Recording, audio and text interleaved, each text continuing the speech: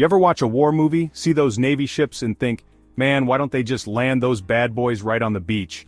It seems like a no-brainer, right? Just sail up, drop anchor, and let the troops storm the shore. Easy peasy, lemon squeezy. But oh boy, if only it were that simple. The reality is far more complex and fascinating than Hollywood would have you believe. Seems simple, right?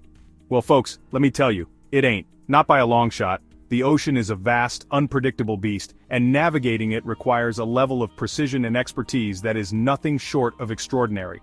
These ships are designed for deep waters, not for cozying up to the shore like a beachgoer looking for a suntan. It's like trying to fit a square peg in a round hole. Just doesn't work that way. Imagine trying to park a jumbo jet in a compact car space. The logistics are mind-boggling. The sheer size and weight of these vessels make them ill-suited for shallow waters. They need depth to maneuver to turn to avoid running aground. We're talking about massive ships, delicate maneuvers, and a whole lot of danger. These ships are like floating fortresses, bristling with technology and weaponry. They are built to withstand the harshest conditions at sea, but that doesn't mean they can just waltz up to any old beach. The risks are enormous, from hidden sandbars to underwater obstacles that could spell disaster. It's not just about pulling up to the shore and saying howdy. Coastal waters are treacherous, filled with unseen hazards. The tides, the currents, the shifting sands. All of these factors make it incredibly challenging to bring a ship close to land. And let's not forget the enemy. In a combat situation, the shore is often heavily defended, making it a deadly proposition to get too close. There's a whole lot more to it than meets the eye.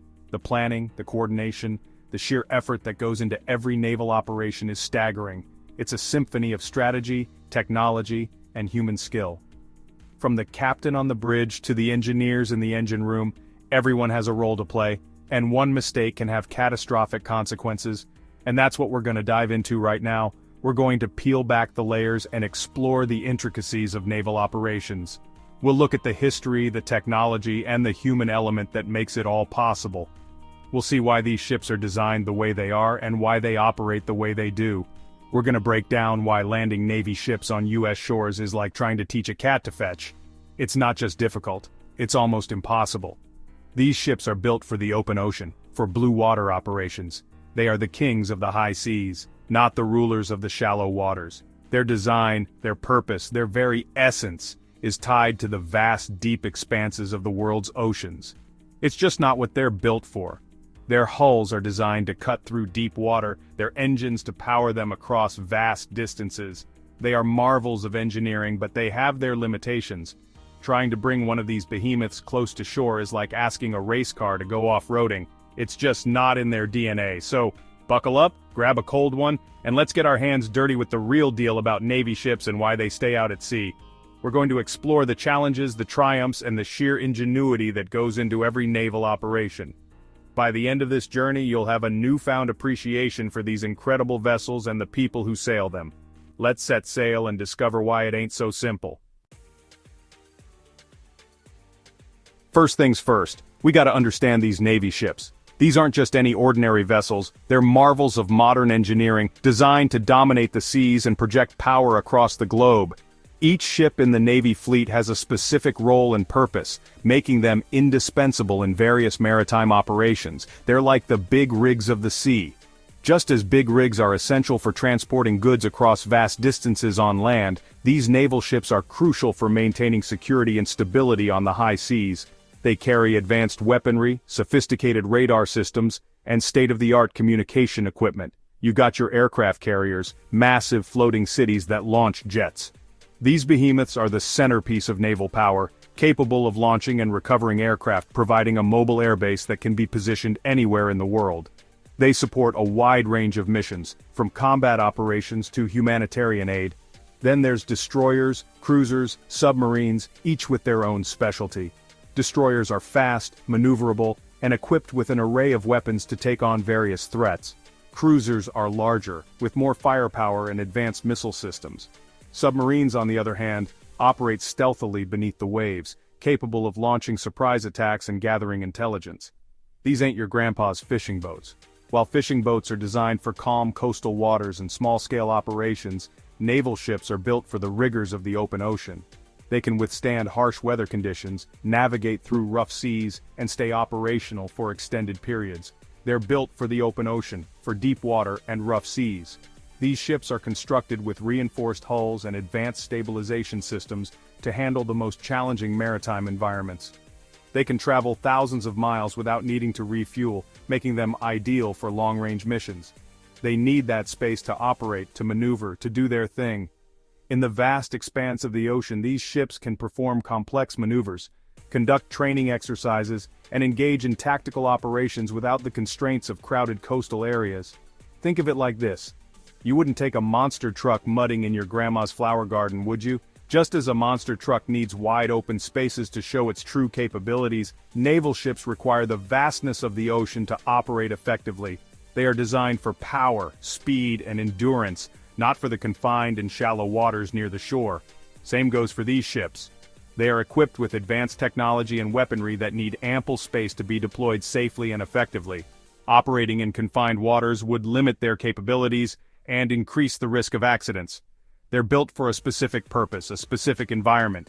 Each component of these ships, from their engines to their navigation systems, is optimized for performance in the open ocean. The crew is trained to handle the unique challenges of maritime operations, ensuring that the ship can fulfill its mission. And the U.S. coastline? Not exactly their ideal playground. The shallow waters, busy shipping lanes, and numerous obstacles make it unsuitable for these large naval vessels. They thrive in the deep, open waters, where they can fully utilize their capabilities and maintain the security of the seas. Now let's talk about actually getting these ships close to shore. It's a logistical nightmare. The water gets shallow, the seabed gets tricky, you got sandbars, reefs, all sorts of obstacles just waiting to ruin a ship's day. And even if you manage to get close, you gotta get the troops and equipment ashore. That means landing craft, amphibious vehicles, a whole other can of worms. It's a slow, vulnerable process. You're a sitting duck for enemy fire. And trust me, the enemy knows you're coming. They're gonna make it rain lead. Not exactly a walk in the park. Now let's talk geography. The U.S. coastline is vast and varied. You got sandy beaches, rocky cliffs, marshlands, not exactly ideal for parking a battleship.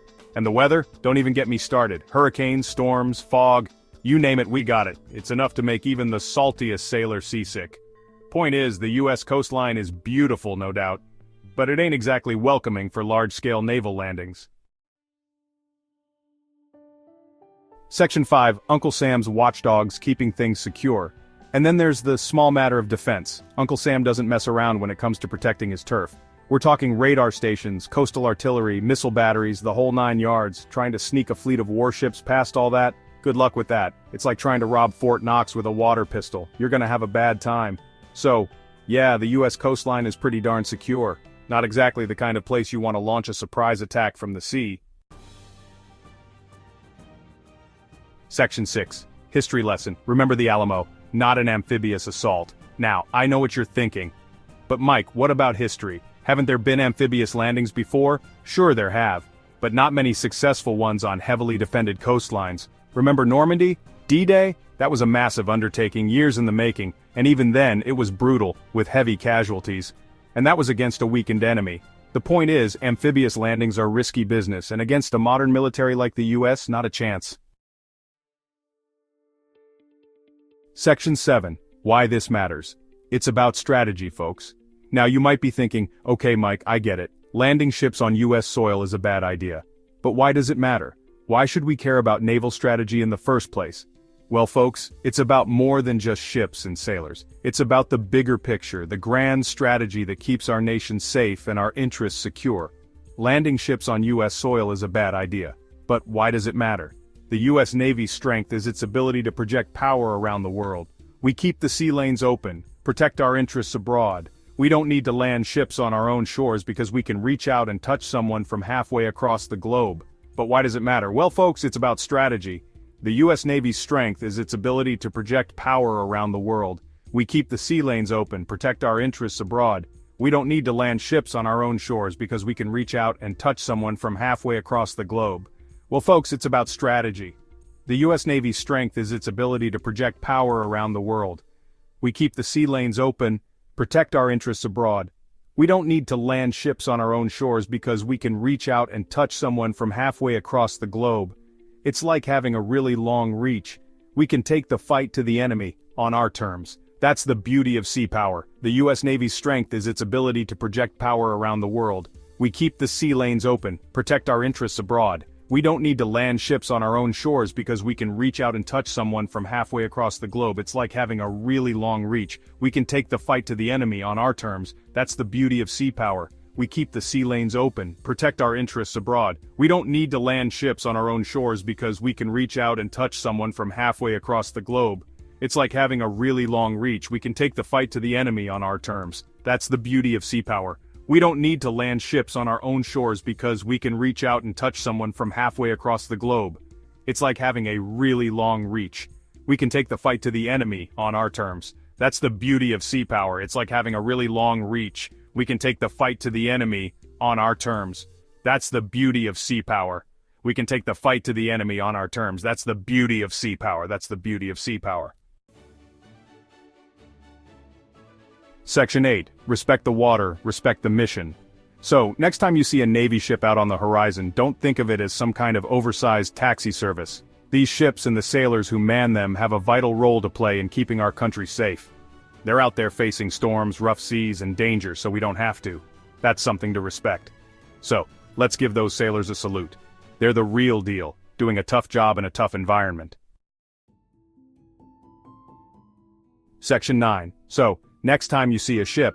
So, there you have it, folks. The real deal on why Navy ships don't land on US shores. It's not because they can't, but because it's not strategically sound. It's about playing to your strengths, using the right tool for the right job. And in this case, the right tool is a powerful Navy that can project force around the world, keeping our shores safe from afar. And that's a beautiful thing.